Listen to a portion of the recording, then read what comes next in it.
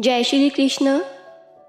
जैसे कि हम सब जानते हैं कि दिवाली से ठीक एक दिन पहले छोटी दिवाली मनाई जाती है। इसे छोटी दिवाली के अलावा नरक चतुर्दशी या काली चौदस भी कहते हैं।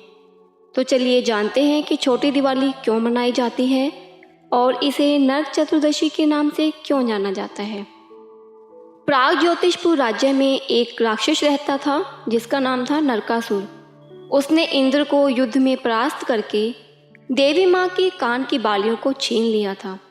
और यही नहीं, उसने देवताओं और ऋषियों की 16,000 बेटियों का अपहरण करके उनको अपने स्त्री गृह में बंदी बनाकर रखा था।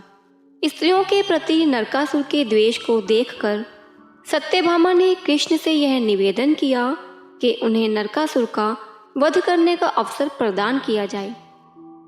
और श्री कृष्ण भी यह जानते थे कि नरकासुर का वध अगर कोई कर सकता है तो वह एक स्त्री ही कर सकती है।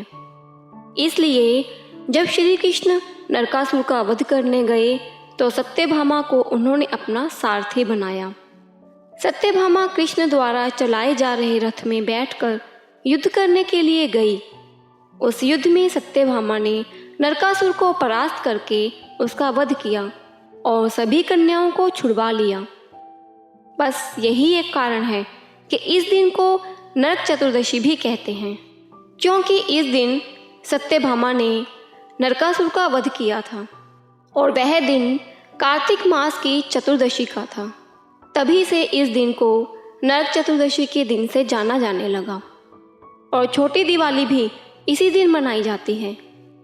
चलिए अब जानते हैं कि छोटी दिवाली क्यों मनाई जाती है। इसका कारण यह है कि नरकासुर की माता भूदेवी ने यह घोषणा की थी कि उसके पुत्र की मृत्यु के दिन को मातम के तौर पर नहीं बल्कि त्योहार के तौर पर याद रखा जाएगा। इसी वजह से इस दिन को छोटी दिवाली अर्थात उत्सव के रूप में मनाया जाने लगा।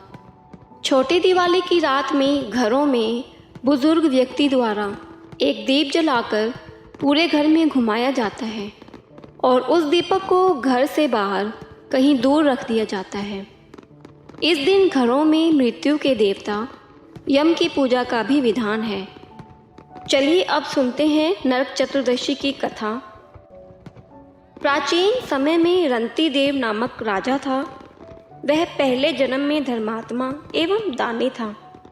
पूर्वकृत कर्मों से इस जन्म में भी राजा ने अपार दान आदि देकर सत्कार्य किए। जब उसका अंत समय आया तब यमराज के दूत उन्हें लेने आए। बार बार राजा को लाल लाल आंखें निकाल कर कह रहे थे कि हे राजन, नरक में चलो, तुम्हें वहीं चलना पड़ेगा।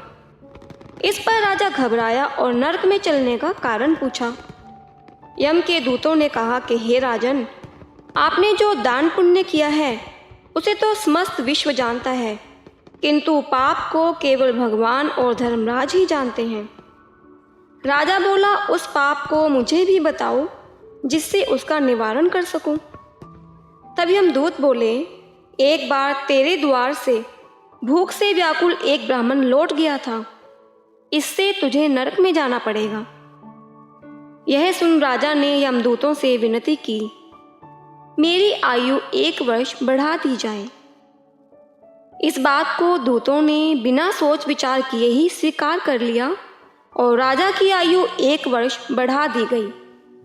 यमदूत चले गए। राजा ने ऋषियों के पास जाकर इस पाप से मुक्ति का उपाय पूछा।